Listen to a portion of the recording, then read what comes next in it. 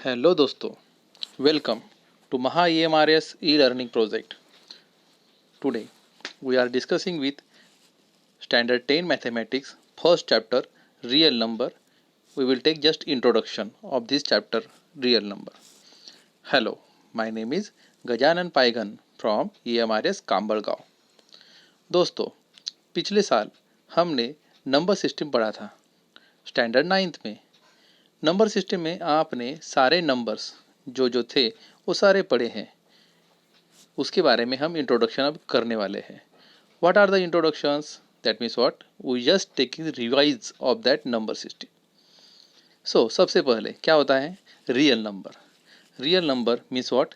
It's a collection of rational and irrational number. तो real number which will be divided into two parts. First part is rational number. What is the rational number? Which is denoted by Q. जो number हम p bye q form में means numerator upon denominator form में लिख सकते हैं, that is called as rational number. And second is what? Irrational number. What is irrational number? जो number हम p bye q form में नहीं लिख सकते, that is numerator upon denominator form में नहीं लिख सकते। But there is a condition, numerator जो होता है वो अलाउ है कोई भी नंबर पर denominator is not equal to zero. Denominator zero नहीं होना चाहिए। सो रैशनल नंबर के भी हम आगे चल के दो पार्ट करते हैं, that is what? First part is integers which will taken I and second is fraction. Integers क्या होते हैं? Integers means collection of all numbers on number line. Number line पे जितने सारे नंबर्स हैं, दैट इज व्हाट? नेगेटिव हो, positive हो, zero हो, चलेगा।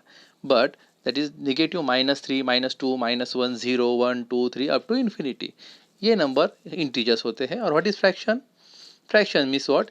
The numbers between two integer means what? 0.1, 0.2, 0.3, that is fractions. These are called as a fractions. Next, integers के भी अगर हमने करे तो दो पार्ट हो जाएंगे। पहला पार्ट होता है आपका obviously negative numbers. Negative numbers means what? Number line के लेफ्ट साइड वाले सारे numbers, that is what? -1, -2, -3, -4 up to infinity. And second will be taken as whole number. Whole number क्या होता है? Collection of natural number plus zero.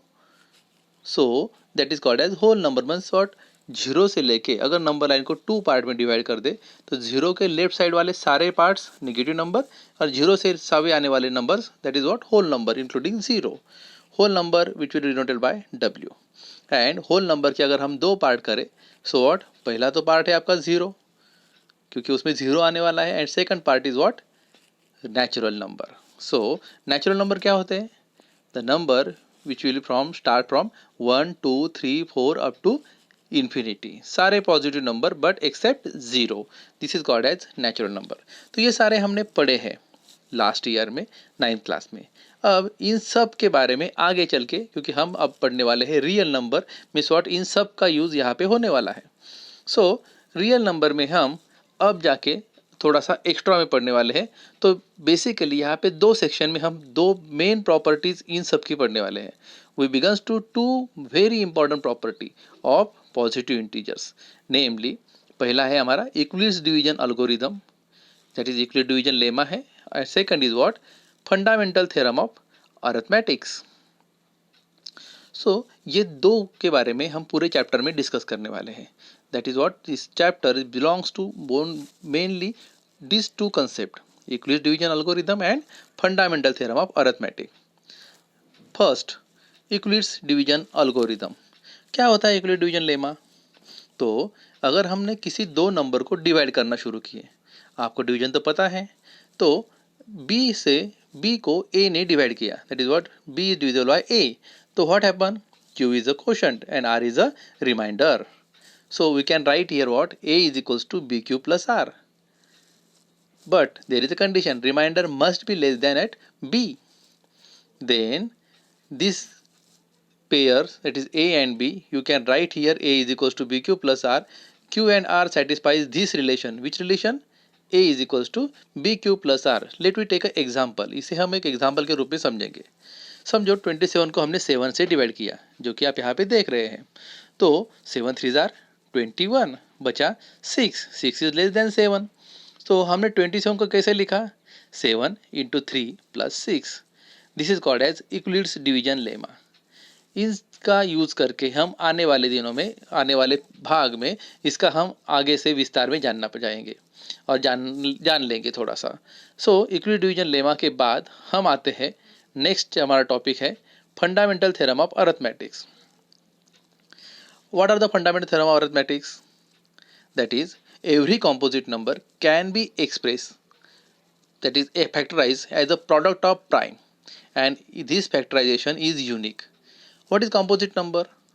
That is what? A number which have many factors except one and itself. जिस किसी भी के factors बहुत सारे मिलने वाले हैं एक्सेप्ट वन, और वो नंबर छोड़ के और कोई भी फैक्टर अगर उसका मिलता है, that is called as composite number.